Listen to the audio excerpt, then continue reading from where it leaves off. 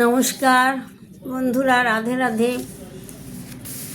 গতদিন আমি গীতা পাঠের প্রয়োজনীয়তা সম্পর্কে দু চার কথা বলেছিলাম। আজকে বলবো গীতা পাঠের ফল লাভ। গীতা পাঠ করলে কি কি ফল লাভ করা যায়। ভগবান মুখনিসৃত বাণী এগুলো আমার কথা না বন্ধুরা, এটা ভগবান স্বয়ং গীতাতে বলেছেন। তিনি কি বলেছেন? যিনি গীতা পাঠ করেন কিংবা শ্রদ্ধা সহকারে শ্রবণ করেন তাহার পরম গতি লাভ হয়। গীতা শ্রবণ করিয়া মাহাত্ম্য শ্রবণ করেন তিনি সর্বসুখের সুখী হন।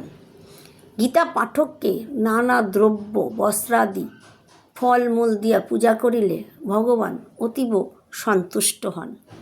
যিনি 100 গীতা পুস্তক দান করেন তিনি পুনর্জন্ম রহিত হইয়া ব্রহ্মলোকে গমন করেন। যেখানে গীতা পাঠ হয় সেখানে ভগবান স্বয়ং নারদ আদিদের লইয়া সহায় হন। যেখানে গীতার পঠন পাঠন হয়, যেখানে ভগবান শ্রীকৃষ্ণ শ্রী রাধিকার সহ প্রমোদিত হন। গীতা পাঠককে নানা দ্রব্য বস্ত্রাদি দিয়া পূজা করলে ভগবান তুষ্ট হন। যিনি গীতা পুস্তক ব্রাহ্মণকে দান করেন তার আর পুনর্জন্ম হয় না। যে ব্যক্তি শ্রাদ্ধকালে পিতৃগণের উদ্দেশ্যে গীতা পাঠ করেন তাহার প্রতি পিতৃগণ সন্তুষ্ট হন এবং নরক হইতে স্বর্গে গমন করেন।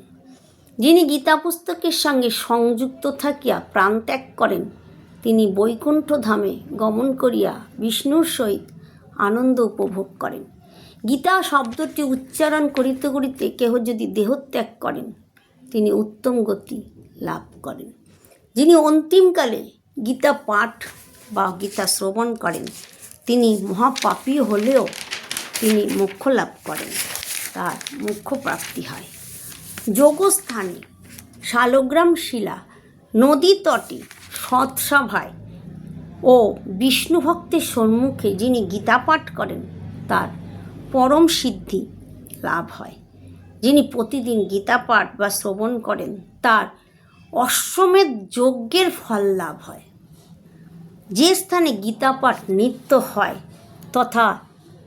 তথা প্রয়াগাদি তীর্থসমূহ বিরাজ করে থাকেন।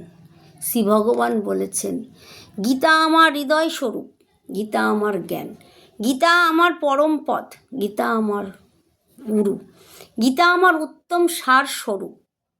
আমি গীতার আশ্রয়ে তিলক পালন করিয়া থাকি। তবে দেখুন বন্ধুরা, ভগবান স্বয়ং গীতার আশ্রয়ে থাকে, আমরা তো কি? তাই ভক্ত বন্ধুরা সবার উদ্দেশ্যে বলি, গীতার অন্তত আমরা কেউ 18টি অধ্যায় পড়তে পারবো না, মাহাত্ম্য পড়তে পারবো না, এত সময় আমাদের হাতে নেই। তাই একটিমাত্র অধ্যায় কিংবা একটিমাত্র শ্লোক অধ্যয়ন করুন, তার সাথে মাহাত্ম্যটি পড়ুন, আমরা পরম পদ লাভ করব। এটি আমাদের একমাত্র উদ্ধারের পথ। ধন্যবাদ বন্ধুরা। বিষয়টি ভালো লাগে একটি সাবস্ক্রাইব করবেন। নমস্কার।